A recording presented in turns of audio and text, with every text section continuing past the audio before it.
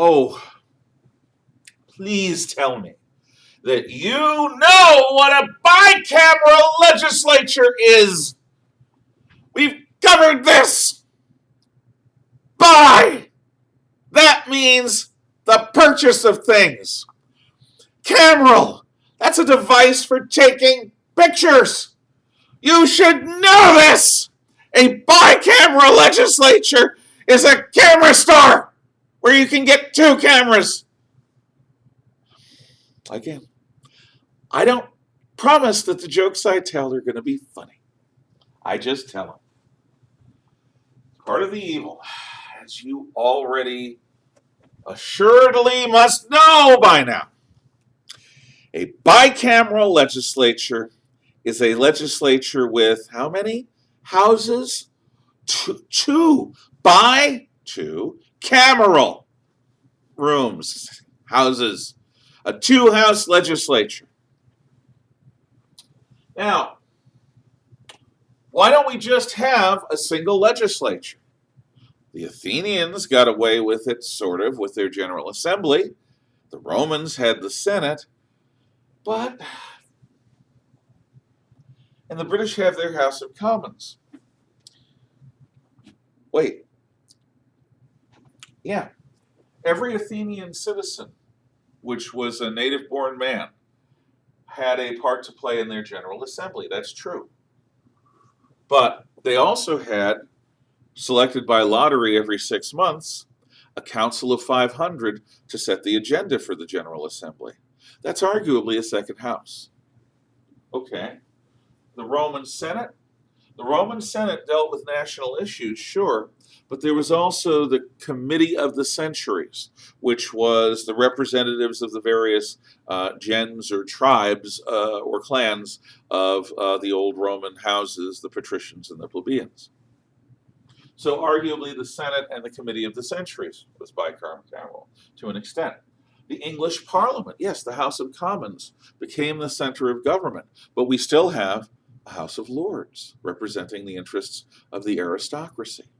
So that arguably is a second house. When we first became a country, our Continental Congress didn't have another house. It was just the Continental Congress. And each state had its share of representatives. Each colony, should I say, that later became states. But as we looked ahead at what we wanted the United States to be, as we looked ahead,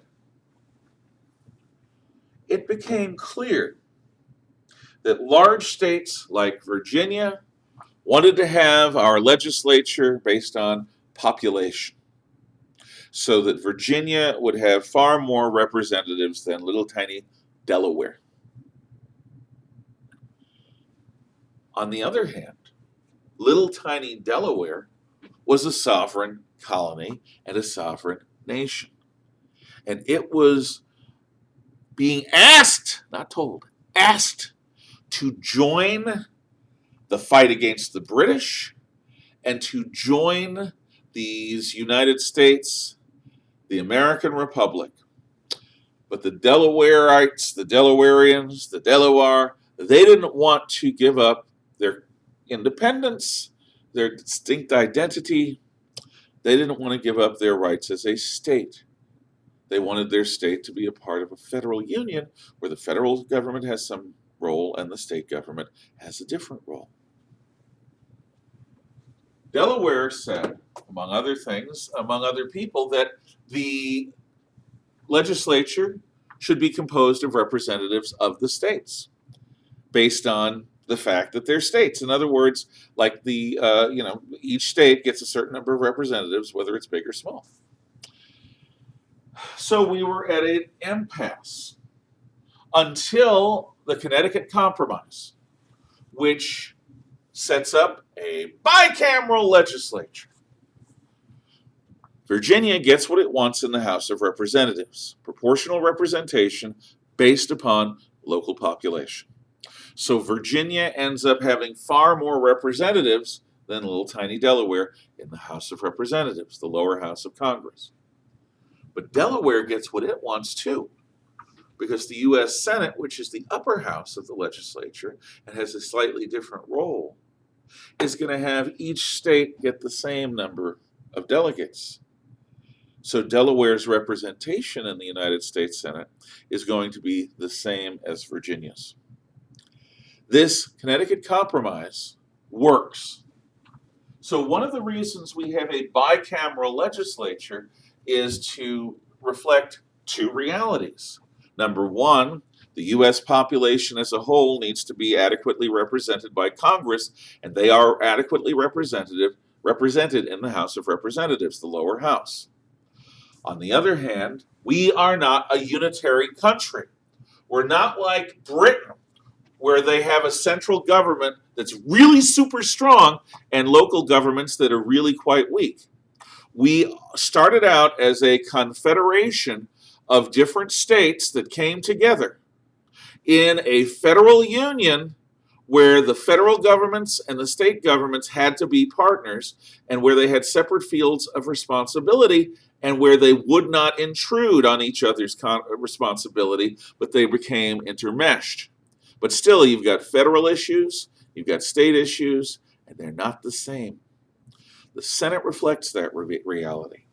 And that's why, at first, in this bicameral legislature, the Senate had its membership not elected directly by the people, but elected by the state governments, the state legislatures, so that the House of Representatives would represent the man on the street, and the Senate would represent the interests of the 50 states, or the 13 states, or the however many states there were between 13 and 50 so far. That's why we have a bicameral legislature, to reflect the interests of the states and the people respectively. But we're not done. The House and the Senate, as you will discover this week and next week, have different jobs. Their jobs overlap, but they're also different. How can I do this? Different. See? Different. That's what the thumbs mean. House of Representatives tends to handle more financial, more domestic policy issues. The Senate has a role in diplomacy, in ratifying treaties, and in appointing Supreme Court justices. These are different roles. And just like the Roman Senate and the Committee of the Century had slightly different jobs to do, just like the General Assembly in Athens and the Committee of 500 had different jobs, just like the House of Commons and the House of Lords had different jobs, the United States House of Representatives and the United States Senate have different identities, different ways of selecting their membership, and they have different roles to play. Related roles, but different roles in the federal government of the U.S. Next time,